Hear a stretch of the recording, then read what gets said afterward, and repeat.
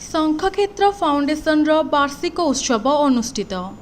जिलार अग्रणी अनुष्ठान शंखक्षेत्र फाउंडेशन चतुर्थ वार्षिक उत्सव जिला संस्कृति भवन ठारे अनुष्ठित हो जाइछि।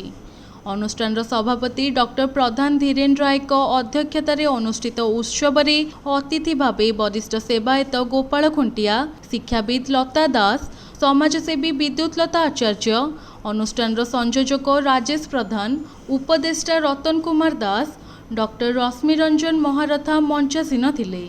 संपादक गीताश्री पट्टनायक प्रारंभ में स्वागत भाषण देथिले।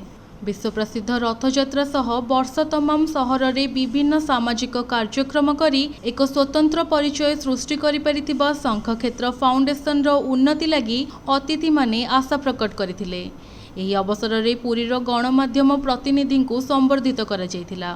सभापर्व पर जिला स्तरीय आधुनिक भजन नृत्य, फैशन शो एवं श्रीक्षेत्र बहु प्रतियोगिता अनुष्ठित होइथिला। पर संध्यारे पुरस्कार वितरण कार्यक्रम अनुष्ठित होइथिला। एथिरे पूर्वतन विधायक जयंत कुमार षडंगी, ओडिया विश्वविद्यालय कुलपति प्रोफेसर डॉक्टर सत्यनारायण आचार्य, वरिष्ठ सेवायत गोपाल खुंटिया, समाजसेवी रुचिमित्रा जगदेव, ऋतु महांती, समाजसेवी शशांक प्रहराज, वरिष्ठ सेवायत भगवान सुआर अतिथि भावे जोग देथिले। पूर्वर अनुष्ठित विभिन्न प्रतियोगितार कृति प्रतियोगी मानकु अतिथि माने पुरस्कृत करथिले। पर सांस्कृतिक कार्यक्रम परिवेषण होइथिला। ललाटेन्दु मिश्र मंच परिचालना करथिले।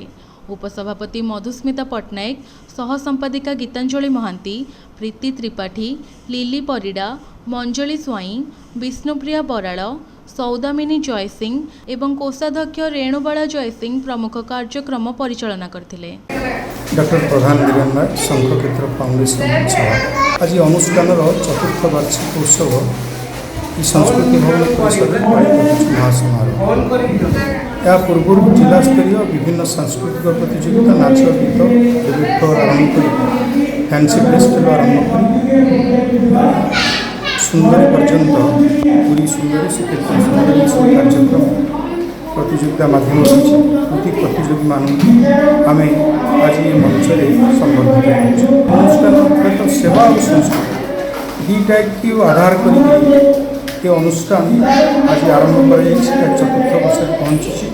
4 वर्ष पूर्व ये अनुष्ठान कमल बंटन आरंभ कर रास्ता सुविधा आरंभ कर वृक्षरोपण पर्यंत रक्तदान शिविर पर्यंत आयोजन विभिन्न समाज गठनमूलक कार्यक्रम वृद्धि या व्यतिरेक पुणी अनुष्ठान किभली संस्कृति पुनर्जागरण और संस्कृति सुरक्षा और ओडिशार संस्कृति को विश्व दरबार में पहुँचाइबार ये प्रयत्न ये अनुष्ठान माध्यम आरंभ। आशा रखुच्छे जगन्नाथ आशीष अनुष्ठान आगू आगे जाओ लोकादृत हो आपण मान जय हिंद।